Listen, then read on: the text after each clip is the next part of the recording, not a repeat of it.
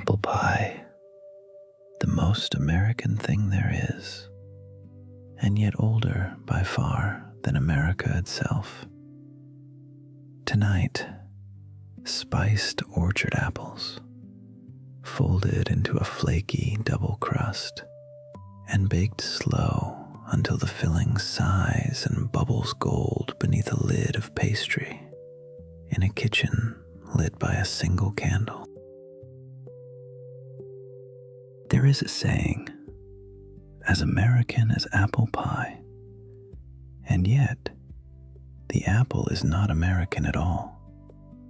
Neither is the pie. Both crossed an ocean to get here. What is truly ours is the love of it, the Sunday ritual of it, the smell that means home.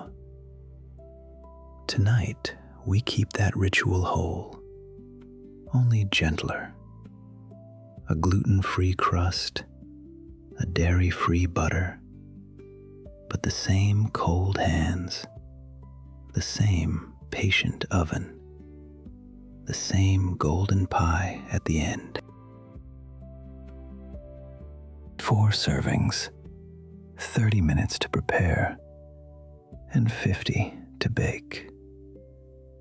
You will need 2.5 cups of gluten-free flour blend, 1 cup of cold dairy-free butter, and 1/2 cup of ice water for the crust. And for the filling, 6 Granny Smith apples, 3/4 of a cup of sugar, 1 teaspoon of cinnamon, and 1/2 teaspoon of salt. That is all the pie has ever asked for. First, the dough.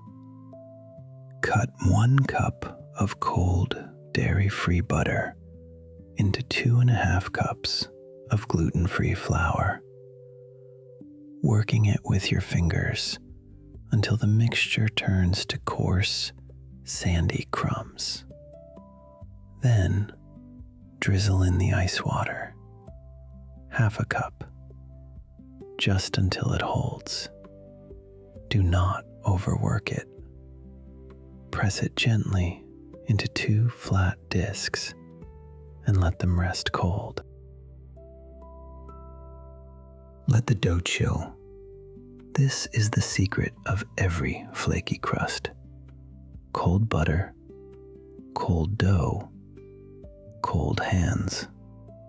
While the discs rest in the chill, the butter stays firm in little seams, and later, in the heat of the oven, those seams will burst into steam and lift the pastry into 100 delicate layers. Now, the apples. Take 6 Granny Smith apples, firm and tart and green. Peel them, the ribbons falling away in long curls. Core them and slice them thin and even.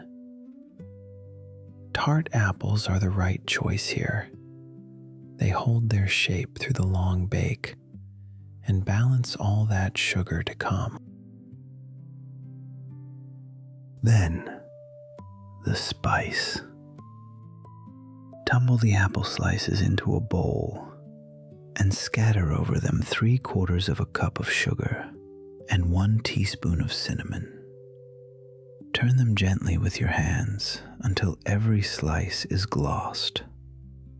Already the kitchen begins to smell of autumn, of cinnamon and cut fruit, warm and sweet. Now, the building. Roll the first disc out between 2 sheets of parchment and lay it gently into the pie pan. Heap the spiced apples high in the center. They will sink as they bake. Roll the second disc and drape it over the top. Press the edges together, crimp them with your fingers and cut a few small vents in the lid so the steam can breathe. And now, the oven. Slide the pie into a hot oven, 425 degrees, and bake it for 50 minutes. Slowly the crust sets and turns from pale to gold to a deep, burnished amber. The juices within begin to bubble, thick and dark, seeping up through the little vents. When it is golden all over, it is done. Let it cool and set. The pie is far older than the country that claims it. The very first apple pie recipe was written in England in the year 1381. The Dutch baked their own with delicate lattice tops. Across medieval Europe, fruit baked in pastry was already old, and the apple itself began its long journey in the mountains of Central Asia and traveled west for thousands of years before it ever reached these shores. It was the colonists who carried it across the ocean. They brought apple seeds and pastry traditions from England and Holland and Sweden and planted orchards as fast as they could clear the land. For a long time, many of those apples were not even eaten, but pressed for cider. Slowly, the orchard spread west, tree by tree, farm by farm. And somewhere along the way, the pie became a symbol. By the 20th century, it stood for the country itself.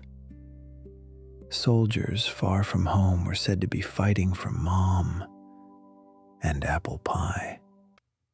As American as apple pie became a way of saying as wholesome and as homemade as anything could be. A dish of foreign roots had become the very taste of home. And so it sits on every table still. At every harvest, every holiday, every 4th of July, cooling on a windowsill in the old paintings, carried warm to a crowded table. It asks for nothing rare, only apples and sugar and a little cinnamon, and the patience to let cold butter and a hot oven do their quiet, ancient magic. So let it cool on the sill. Let the amber crust settle. Let the dark juices grow still and glossy beneath their lid of pastry. And let the whole kitchen hold the smell of apples and cinnamon a little longer. Apple pie endured because it was never really about the apple or the crust. It was about the hands that made it and the people waiting to share it. A foreign fruit, an old recipe, and a love so deep we called it our own. And the table, at last, is set.